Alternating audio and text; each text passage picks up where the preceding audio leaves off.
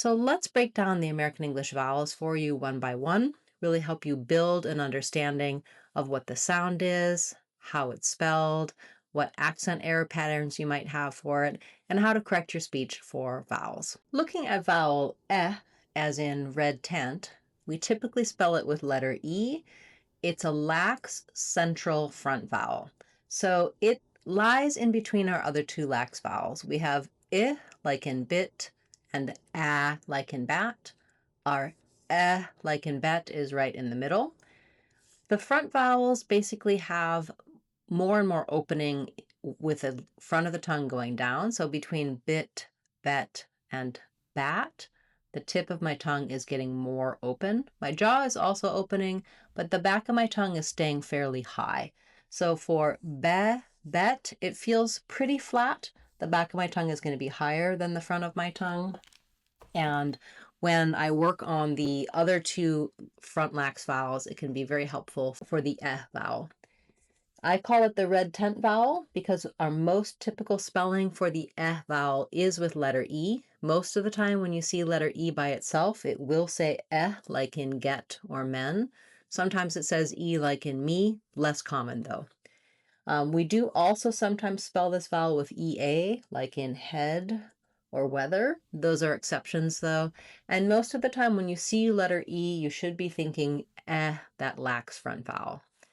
The main error pattern I hear for this vowel is that people will either open too much to the vowel like bat, or the most common is they will use a vowel from their native language, which is a tense vowel.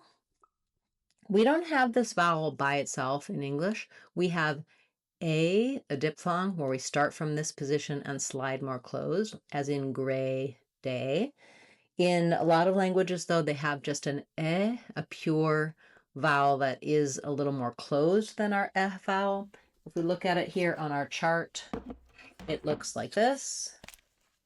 So you can see it starts a little higher. So where I have the a versus the my tongue is lower on that.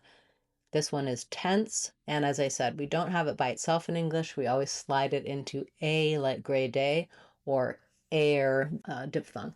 So for the vowel, being able to practice and make a difference between words, for example, like gate, which has the a sound, versus get, which has our vowel that we're trying to get, that can help you feel the difference. A is sliding and tense, gate versus get, These types of contrasts can be helpful, as well as doing contrasts, for example, between bat, more open, front of the tongue down, back of the tongue lifted, bat, and bet, our target here, tongue is more flat, back is still lifted, jaw is not as open, bet and bat.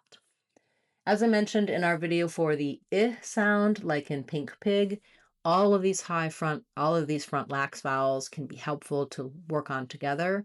Many other languages besides English don't have this sound, so you may find it tricky, and you may naturally kind of hear it as the a. Learning that English a that slides in as a diphthong can really help you with the vowel as well. Another strategy that I found helpful for some people is using the schwa vowel, like in some or fun, which is a little bit more flat, more central vowel, because your jaw is about the same amount of open. So if I'm saying get some, or get fun, or fun men, I can feel about the correct amount of tongue placement and openness, just with the having the back of the tongue more lifted and the being more flat. As you work on every vowel that you add, helps build your American English vowel sound system. Recognizing the spelling and the errors can be very helpful, and practicing this in context with the other vowels can also be very helpful. Let's just do a quick review.